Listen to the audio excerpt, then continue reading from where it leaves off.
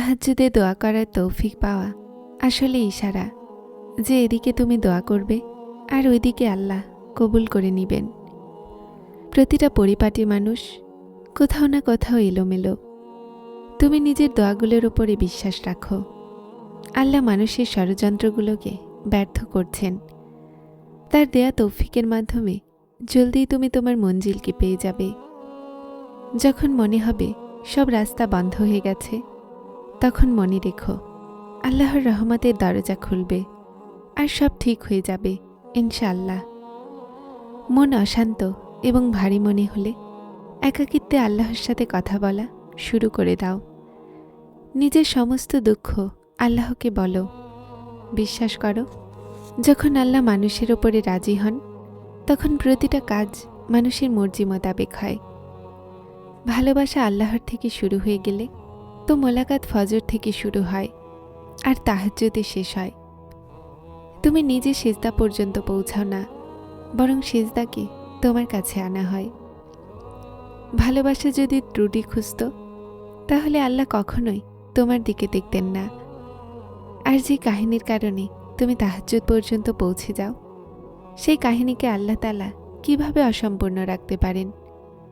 কিছু তো উত্তম লিখেছেন আল্লাহ, যে কারণে প্রতিবার মন সবর করতে বাধ্য হচ্ছে। আল্লাহ তোমাকে তাহাজ্জুদ পর্যন্ত নিয়ে এসেছেন, এর মানে জানো?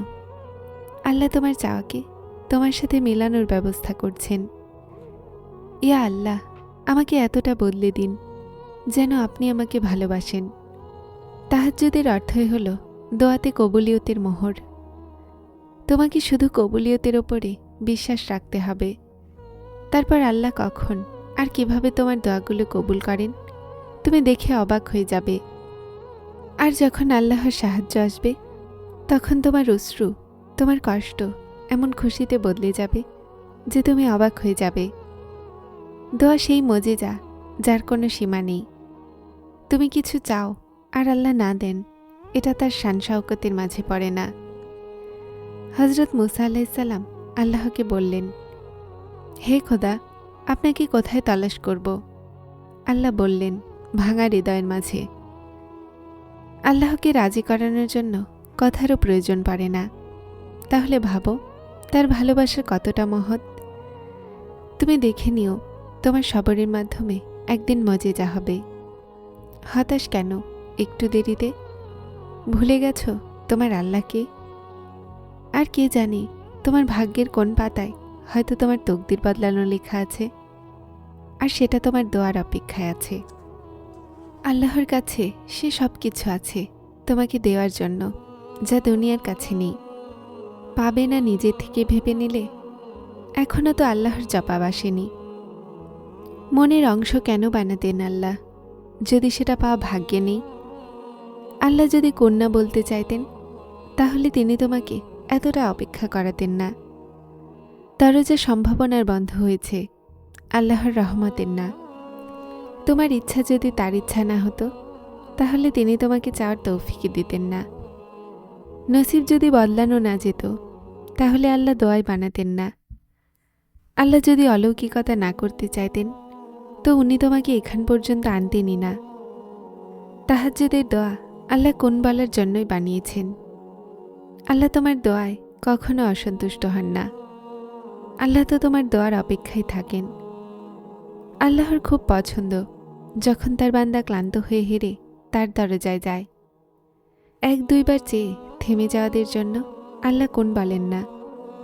আল্লাহ তাদের জন্য কোন বলেন যে তার কাছে শেষ পর্যন্ত চাইতে থাকে।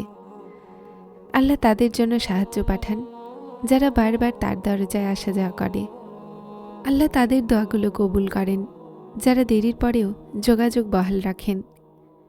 নিজের পছন্দমতো জিনিসের জন্য আল্লাহকে তার পছন্দমতো আন্দাজে রাজি করাতে হয়। আর সব ইবাদতের মধ্যে তার পছন্দের ইবাদত হল দোয়া।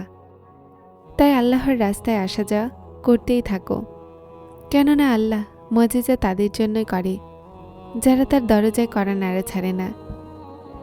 জীবন হলো সবর থেকে শুকরিয়া পর্যন্ত একটা সফর। এটা কি যথেষ্ট নয় যে আল্লাহ নিজে বলেন, ভয় করো না, আমি তোমার সাথেই আছি, আমি সব কিছু শুনি এবং দেখি।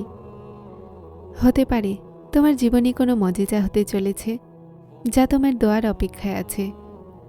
আর তোমার এক দোয়া তোমার নসিব বদলে দিবে। তাহাজ্জুদ আদায়কারীদের কাহিনী আলাদা হয়। অলৌকিকতাও অপেক্ষা করে তাদের জীবনের অংশ হওয়ার জন্য। আর জানো দোয়া কি? নিজের প্রতিটা চিন্তা আল্লাহর সোপর্দ করে নিজে নিশ্চিন্ত হয়ে যাওয়া। জানো সবর এতটা কঠিন কেন হয়? কেননা আল্লাহ সবরের ফলের মধ্যে কোণের মজেজা রেখেছেন।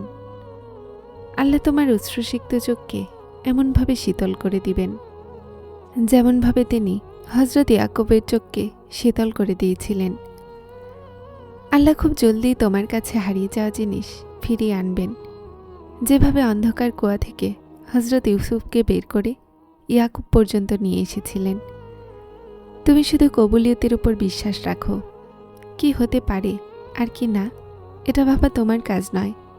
তোমার কাজ শুধু দোয়া করা। জীবন তোমাকে যতই কষ্ট দিক না কেন, কিন্তু বিশ্বাস রাখো আল্লাহ সমস্ত দোয়াকে কবুল করে নেবেন।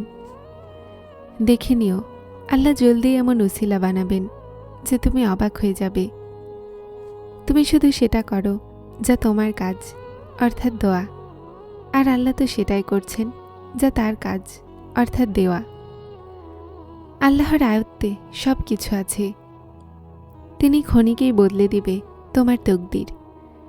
দেখে নিও আল্লাহ জলদিই বলে দিবেন কোন, আর এক মুহূর্তে তোমার খণ্ড বিখণ্ড হৃদয় জুড়ে যাবে। দেখে নিও আল্লাহ জলদিই সাহায্য পাঠাবেন, আর পলক ফেলতেই হয়ে যাবে কবুলিয়তের মজেজা। আর যা নসিবের মাধ্যমে পাওনি, দেখে নিও আল্লাহ সেটাও তোমাকে দিয়ে দিবেন। এক আল্লাহ হয়তো আছেন যিনি তোমার ডাক শোনেন, বিপদে তোমার পাশে থাকেন। তাহলে কেন তুমি ভাগ্যের দোষ দিয়ে আল্লাহর অসন্তুষ্টি নিচ্ছ?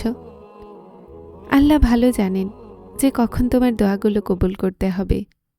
তুমি শুধু বিশ্বাস রাখো, খুব জলদি কবুলিয়তের সুসংবাদ পাবে ইনশাআল্লাহ। যারা চ্যানেলটিতে নতুন এসেছেন তারা স্পিরিচুয়াল কোড চ্যানেলটি সাবস্ক্রাইব করে আমার সাথে থাকুন। আসসালামু আলাইকুম।